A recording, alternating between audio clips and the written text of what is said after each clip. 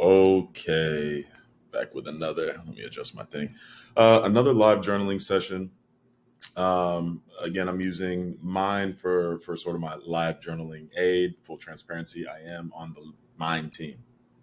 I am helping to build this product, but it's very useful. We like to use it on ourselves, and so that's what I'm doing here. I have another journal entry typed up again. I journal typically. I'll journal either in my phone or I'll journal by hand, just whatever tools I have and whatever sort of strikes me and is sort of the feeling that I'm going for. So again, I've typed up another entry here from my journal. This is just the same entry that's right here. And again, you all can read this if you want to. The general gist of this journal entry is sort of a theme that I see kind of recurring in my life. It mostly talks about the feeling of like getting close to someone and then not trusting that maybe that person is also in it. This relates to love. There's some deeper things about where does that come from. Maybe that comes from some comparison. Maybe that comes from things with my own father. Um, some other things about looking stupid and how that's like a really big undercurrent. So there's a lot of different themes in here. I want to plug it in to Mind to see sort of what Mind will get back to me and maybe spark some questions that will help me also dig a little bit deeper. And another quick caveat too, as great as Mind is, and we put a lot of work into this and we want to add a lot of cool features as well. For me, this is not, I would really hesitate to say that you should be looking for answers in this. This is not something I use to get any sort of answers. I'm not looking for Mind to tell me what I'm thinking. What I am looking for Mind to do is to show me very objective information, show me sort of maybe key themes and ask me questions so I can continue the self exploration, right? Like the journaling and the sort of self awareness and the other practices that we do. This is sort of things to facilitate our own journey. So that's what Mind is. It's a tool. It's a tool to help with that. So, anyways, that said, let me take this, plug it. I'm just going to copy and paste it directly into Mind and hit analyze, and we're gonna see what comes back. And hopefully I get some good questions and I can continue building on my own journaling practices. Okay, here we are.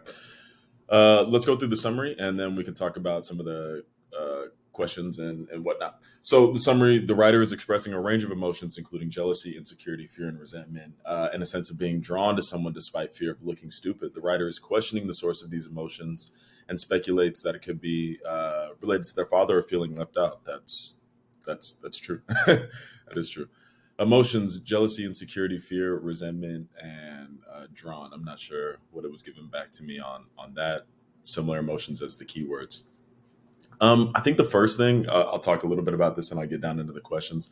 I think the first thing that's really helpful, especially by getting some of these key insights, is as I do this more and more, it's nice to start to see patterns in emotions that come up or keywords that come up, and for nothing else, then it sort of gives me a little bit more insight about like, okay, man, these topics seem to be coming up. Okay, can I explore more of these? Or, if somebody's in therapy, maybe they can take that and say, hey, I noticed this is a reoccurring theme in my life, or hey, I noticed that's a reoccurring theme in my life. So it can be helpful in that way.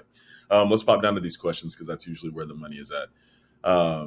Number one, it's already a hitter. How does this jealousy make you feel in your body? What does it feel like to be both scared and drawn to someone at the same time? Okay, I mean, I'm doing this live with y'all, so I'm as surprised at these questions as maybe you are. That's a really good question. Are there ways you can practice self-compassion while exploring these difficult emotions? This is a really, really powerful question too. All these, I'm gonna take all these just like I did in the last video and put these in so I can write about those later. Um, these are super powerful, and I think one major theme that number three especially touches on is sort of my own reluctance to practice self-compassion, right? Like a lot of times I think we feel, man, super hard on ourselves, or why are we so self-critical? And so this number three question really puts that back in my face and really makes me ask myself that. These are awesome. Number two is also an insanely good question. What does it feel like to be both scared and drawn to someone at the same time? Really cool. Anyways, that's another live journaling session. Thanks for tuning in, and I'll see you guys on the next one.